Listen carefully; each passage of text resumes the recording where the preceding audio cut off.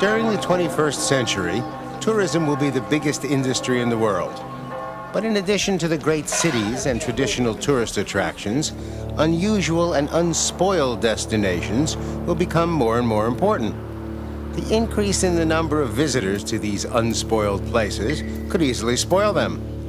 One response to the problem has been the development of companies that are as responsive to the needs of the environment as they are to the expectations of the travelers.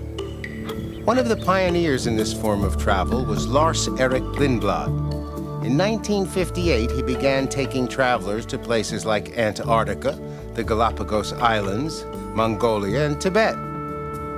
We wanted to see what responsible expedition travel was like, so we headed off to the Baja Peninsula, off the west coast of Mexico, to board a ship called the Sea Lion. The Sea Lion belongs to Lindblad's Special Expeditions, a company that is run by Sven Olaf Lindblad, the son of the early pioneer. In the next half hour, we'll explore a group of remote islands that are only accessible by small craft. We'll look at their unique plant and animal life and reach new heights in our search to understand their amazing adaptations. We'll learn the secrets of some of the smallest creatures on our planet and the very largest. So join me, Burt Wolf, as we explore the Sea of Cortez on Travels and Traditions.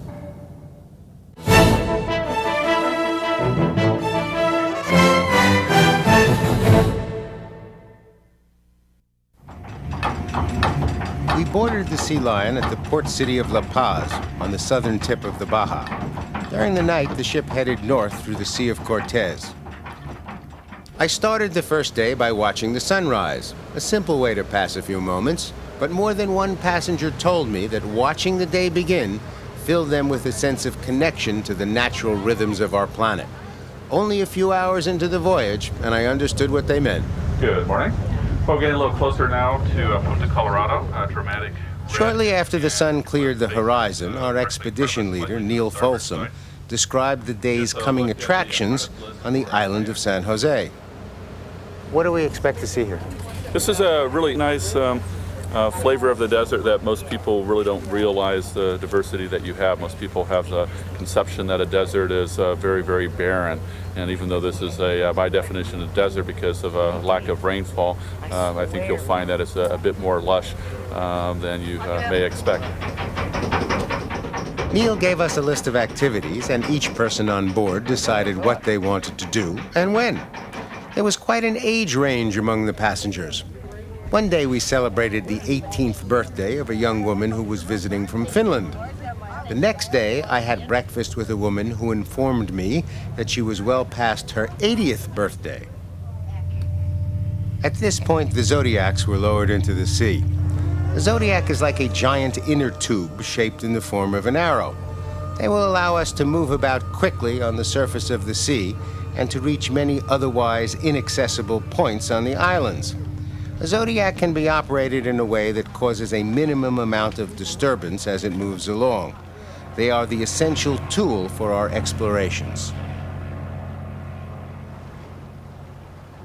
About 4.5 million years ago, forces inside the Earth took a strip of land on the west coast of Mexico and pushed it off into the Pacific Ocean. That strip of land became the Baja Peninsula, and the water that came in and filled the 700-mile-long space between Mexico and the Baja is known as the Gulf of California, or the Sea of Cortez. The Sea of Cortez has over 50 islands. Most of them are uninhabited, and some are so remote that no one has bothered to give them names. There are upwellings of water behind many of the islands, and these surges bring nutrients up from the bottom. The nutrients attract fish, birds, and sea mammals. The fish, birds, and sea mammals attract tourists interested in nature. The stuff that you're looking at on this beach represents some of the oldest rocks in Baja California. This is granite. It's about 150 million years old. What we're going to discover is that that's actually really young, geologically. One of the things that makes Lindblad's special expedition special is the knowledge and helpfulness of the people who lead the daily explorations. They are naturalists, historians, and experts in the local culture with considerable experience in the locations we are about to visit. Krista Sadler is a naturalist who explained the geology of this island. Granite starts out its life as something completely different. This stuff starts out as molten magma, and it starts out way down deep under the earth, I mean like miles down. So when you see granite, whether you're in New Hampshire or Maine or Yosemite or Baja, California, you know that this had to have been uplifted. It had to have been pushed up from way down deep, because this stuff forms, literally, it can form miles down. And so that's kind of a fun thing to imagine. The other thing is that by looking at this granite and comparing it to other granites in the mainland Mexico area, we find out that this piece of land has actually moved north a couple of 100 miles, because we can match this granite up with granite in mainland Mexico that's a couple of 100 miles south, just by looking at the type of rock it is and sort of the fingerprints in this rock. The whole idea of a plant is to pass its genes on, and it can only pass its genes on if it can cross-pollinate with another plant. And so they've developed very intricate ways of doing that. Karen Copeland Williams has an MD degree, but decided she was happier with plants than prescriptions. Here's the flower on it, a tiny nondescript white flowers, but what draws your attention to the plant are these inflated seed pods.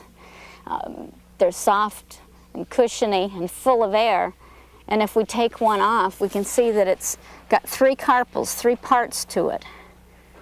In each carpel, if we separate it, each carpel contains within it 1 seed positioned on the placenta in the center. If you put your finger in there, you can actually feel that the humidity inside was much, much higher than this is like a tent to protect it. Yeah, exactly, and a very well-sealed tent, because it can keep that moisture in there. It can prevent it from getting too hot. I think they make great earrings. Better go and rescue these ladies from not touching the pink flower. It's got hairs on the leaves that are an irritant, and if you get that on the skin of your fingers and then get it in your eyes, it's very, very painful. They call it Malva rosa, bad rose, and the parents would keep their daughters from touching it, because if you touched that, you would become promiscuous. Bad rose. But I want you to leave here with the sense of the story that Baja California has undergone, because every place in the world has its own story. And this is one frame in a movie that's been going on for a long, long time. And this movie is going to continue to go. It's going to continue to happen. As we headed back to the ship, we passed a group of pelicans who were totally unfazed by our presence. This was typical of our contact with the wildlife. In most cases, they were as curious about us as we were about them, and we became the observed as well as the observers.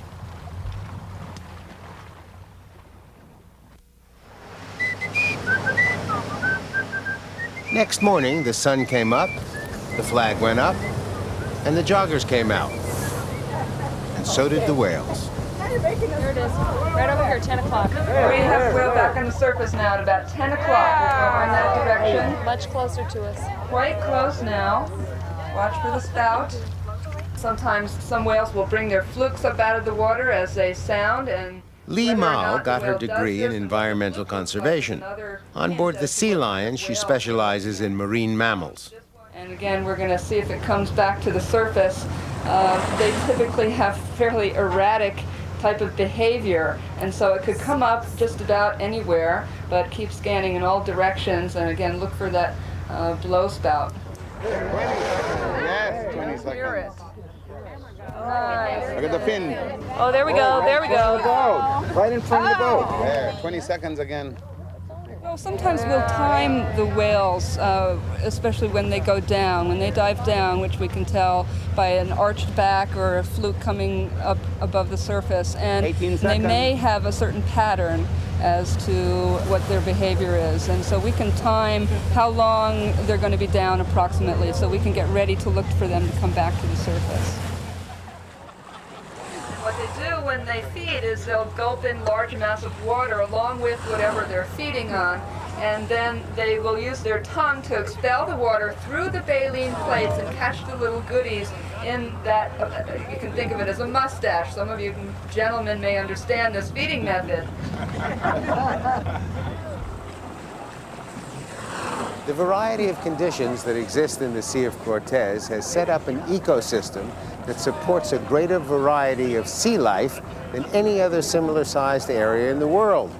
Over 800 species of fish have been cataloged in the Sea of Cortez, and new ones are added each year. All life on our planet began in water, and so do we. It is our most essential nutrient. Without water, our lives would end within days. It's possible to think of plants and animals that live on land as canteens, trying to preserve water inside themselves. If you accept that, then it follows that the most difficult place for these plants and animals to survive is a desert. And only those plants and animals that are capable of very sophisticated adaptation are going to survive. A stretch of terrain is described as a desert if it has less than 10 inches of rain during a year. That means less water and more sun than any other area in the world. The primary job for the plants and animals of the desert is to hold on to the available water. Each develops its own strategy. Some of the results are quite strange. Many are very beautiful. One of the most common techniques for conserving water in the plant world is to become a succulent. Succulents develop root systems that suck moisture out of the earth. They also develop tissue that stores the water they collect. Cacti, yucca plants, and elephant trees are succulents. There are over 120 different forms of cacti in the Baja, and 70 of them are found here and nowhere else in the world. During the afternoon, I got my first chance at learning to kayak.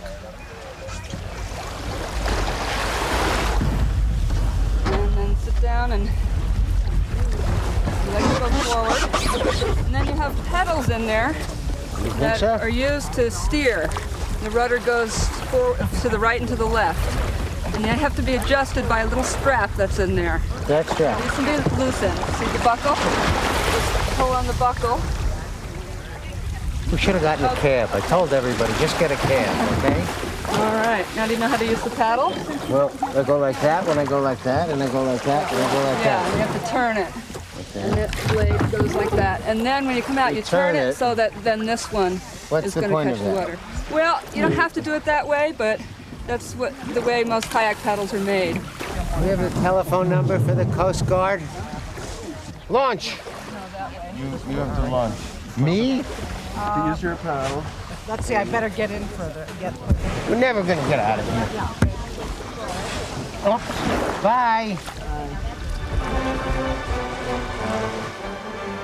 The word kayak means hunter's boat, and they were used on lakes, rivers, and seas by the northern tribes that drew their primary food sources from the water.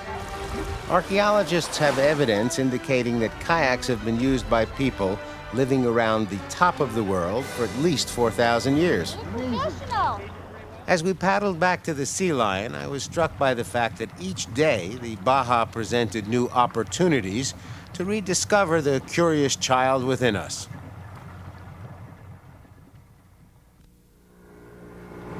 The next morning, we headed off to the island of San Marcos. There are two ways to make an island. When there is a volcanic eruption beneath the sea and a mountain pushes up through the surface of the water, you get what is called a volcanic island. When a volcanic island is born, it comes up from the bottom of the sea in pristine condition. It has no animal or plant life. Eventually, seeds and insects arrive with birds or on the wind. Other life forms float in with beach debris. When land sinks around some high ground or the sea rises but doesn't cover an area of high ground, the isolated area is called a continental island. All the life that was on the high ground before it became a continental island is cut off from the life on the mainland. The island life begins to develop in response to its new isolation. Every island is a classroom for the study of evolution. When the island is separated from the mainland, all of the life forms on that island begin to modify in order to find techniques for survival. When you come to a deserted island, you never know what you're going to find. Here we have a group of mammals foraging. They are one of the varieties found in North America, and they are feeding upon some of their traditional foods. Oh, the potato salad is the best. The best delicious potato salad. Oh, this is the welcoming? Yeah. All right, thank you. Fortified and rested in preparation for an afternoon hike, we headed out into the interior of San Marcos. We learned about the rock formations on the island, and some of us learned how to climb them. When you're climbing on things like this, it's really important. There's a couple of things you need to keep in mind. Don't lean into the wall like this, because if you do, your feet slide out from under you. Stay up and keep your center of gravity over your feet. It's a little scarier. You think you want to hang on to the wall, but it's not the way to do it. Stay over your feet. Also, don't use your arms to pull you up. Use your legs. You can brace yourself, but use your legs to get up to things. If you start pulling, you can pull the rock right off. And go slowly, and don't let anyone behind you tell you to go faster. If you have my permission to slap them silly if they do. Okay. Yeah, thank you. Burt, we missed that. Could you do it again, please? It wasn't Krista also introduced us to some of the life forms that inhabit the tide pools. This is a sea urchin, and it's a member of the family of invertebrates we call, or actually the phyla of invertebrates that we call echinoderms, which means spiny skin. But you can see how he's moving. In my hand, he's using his little tube feet, these little suction feet on the bottom of the test to move around. And right there in the center is this little guy's mouth. It's pretty amazing, isn't it? You don't think these guys can move. You see them and you just think they probably sit in one place, but they're pretty active. Pretty active for something that doesn't have a backbone. Life on the islands of the Sea of Cortez is still evolving. Each generation makes new choices. Some changes are for the better and make survival easier. Some changes are for the worst and may eventually lead to extinction. Life on a desert island is a tough game, but it's fun to watch. That evening, we took on supplies in the town of Santa Rosalia. Santa Rosalia was established by a French mining company in 1866. They came for the copper, and they brought along an entire church, which they assembled in the town square. The church was designed and prefabricated in France by Gustave Eiffel, the same guy who put up the Eiffel Tower. Another surprise in the Baja.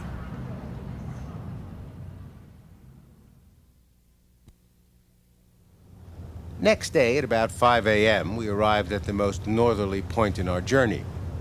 The waves had been running at a height of 4 or 5 feet. The rise and fall of the ship under the sea seemed comforting to me, but the captain felt that the motion would be a little too bouncy during breakfast, so he shifted our location.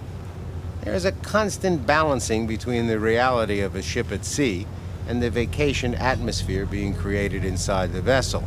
So we turned south and headed into the Canal de Ballenas. There it is! Oh my God! There it is! There they are! Whole school! Follow those dolphins to the bow. Look straight down underneath the bow. At the northern end of the channel, we were discovered by a pod of dolphins.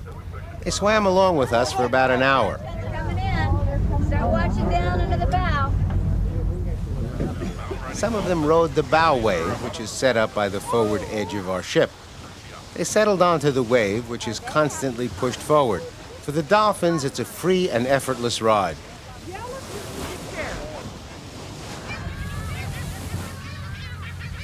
A school of small fish passing through the narrow channel attracted a mixed crowd for lunch. Pelicans, terns, and brown boobies joined the dolphins. Each of these species has a slightly different feeding pattern, so they can all come to the table at one time, and no one bothers their neighbor. The most spectacular were the brown boobies. Booby comes from the Spanish word bobo, which means stupid or dunce. And when the Spaniards first came to this area, they noticed these birds, and it was easy for them to just walk up to them and catch them. And so they thought that was pretty stupid and called them boobies. Many scientists believe that birds are the descendants of the dinosaurs and that they gave up their front legs in exchange for wings. Flight allowed them to nest in trees and cliffs and helped protect their young. And that gave them a chance to survive at a time when the dinosaurs were becoming extinct.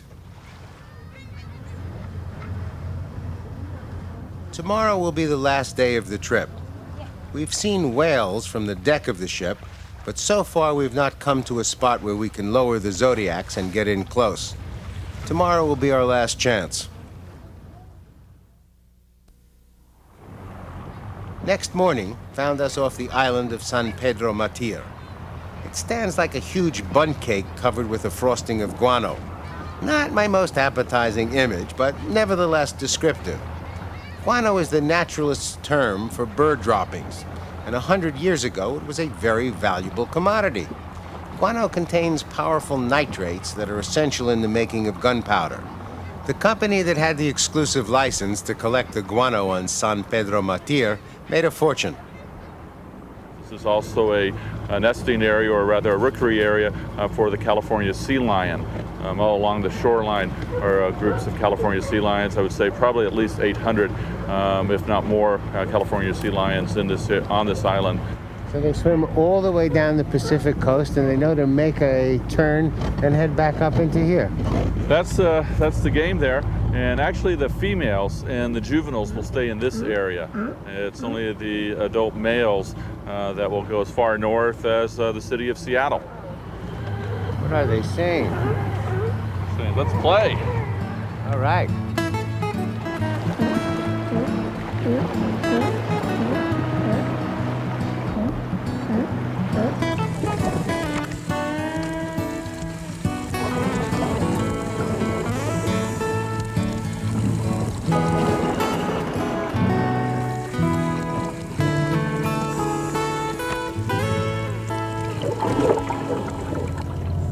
At this point, we were supposed to head back to the ship, the biggest sea lion in the area. But Lee had finally found what we were looking for. Well, we spotted some big blows of whales from the shore, and we thought we'd come out and check them out. We're out here in the Zodiac looking for whales. We're seeing some fin whales, which is the world's second largest whale. And so it's going to be very exciting to get up close to these animals. And they pretty much just ignore us. We don't bother them at all. They keep doing whatever it is they're doing, and we don't disturb them or disrupt their activity. I certainly wouldn't want to disrupt their activity. No. Wow, right there ahead of us. Did you hear that? 12 o'clock. You hear them. There's two whales right together. These are two fin whales. Yes. And one right over here. That one's going the other way. Look how close we are now. Right here. Wow. These are baleen whales, remember. They have two blowholes on top of the head. Look at that. Really close. Try and notice also the white on the lower right jaw as it comes up. It's coming up right here. Follow it right along. Here's one. Actually, hear them. Here comes the other one.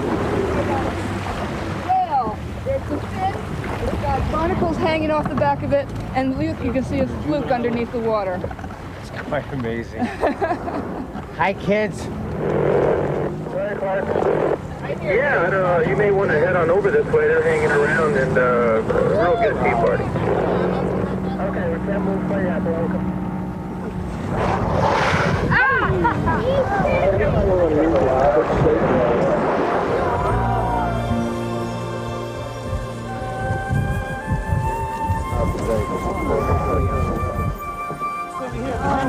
Behind you guys.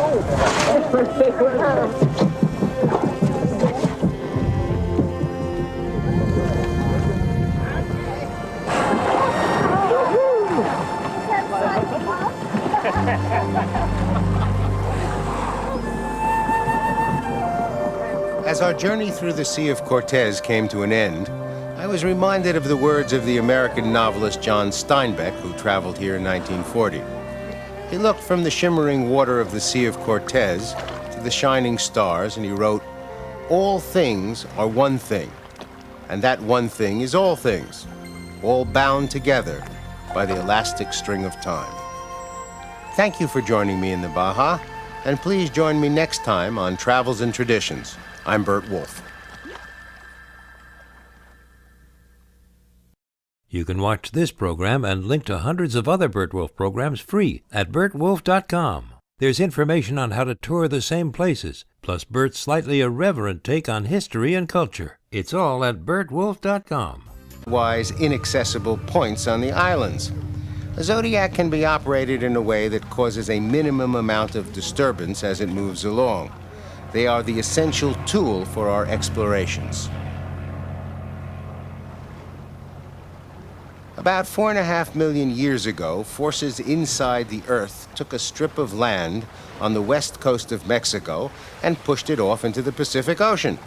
That strip of land became the Baja Peninsula, and the water that came in and filled the 700-mile-long space between Mexico and the Baja is known as the Gulf of California, or the Sea of Cortez. The Sea of Cortez has over 50 islands. Most of them are uninhabited, and some are so remote that no one has bothered to give them names. We boarded the Sea Lion at the port city of La Paz on the southern tip of the Baja. During the night, the ship headed north through the Sea of Cortez. I started the first day by watching the sunrise, a simple way to pass a few moments, but more than one passenger told me that watching the day begin filled them with a sense of connection to the natural rhythms of our planet. Only a few hours into the voyage, and I understood what they meant. Good morning. We're getting a little closer now to Punta Colorado, dramatic. Shortly after the sun cleared the horizon, our expedition leader, Neil Folsom, described the day's coming attractions on the island of San Jose. What do we expect to see here? This is a really nice flavor of the desert that most people really don't realize the diversity. So we headed off to the Baja Peninsula, off the west coast of Mexico, to board a ship called the Sea Lion. The Sea Lion belongs to Lindblad Special Expeditions, a company that is run by Sven Olaf Lindblad, the son of the early pioneer. In the next half hour, we'll explore a group of remote islands that are only accessible by small craft. We'll look at their unique plant and animal life and reach new heights in our search to understand their amazing adaptations. We'll learn the secrets of some of the smallest creatures on our planet and the very largest. So join me, Burt Wolf, as we explore the Sea of Cortez on Travels and Traditions.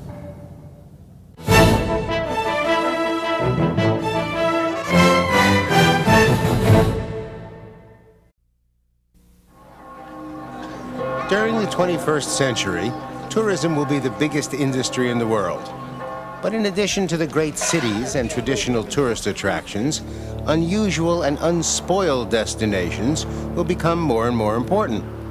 The increase in the number of visitors to these unspoiled places could easily spoil them. One response to the problem has been the development of companies that are as responsive to the needs of the environment as they are to the expectations of the travelers. One of the pioneers in this form of travel was Lars Erik Lindblad.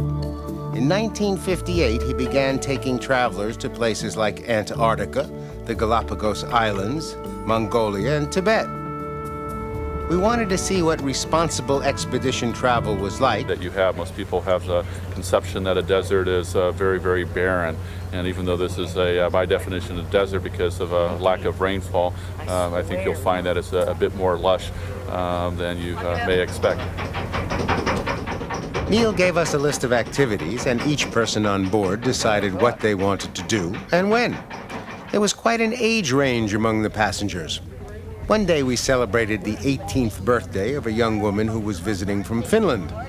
The next day, I had breakfast with a woman who informed me that she was well past her 80th birthday. At this point, the zodiacs were lowered into the sea. A zodiac is like a giant inner tube shaped in the form of an arrow.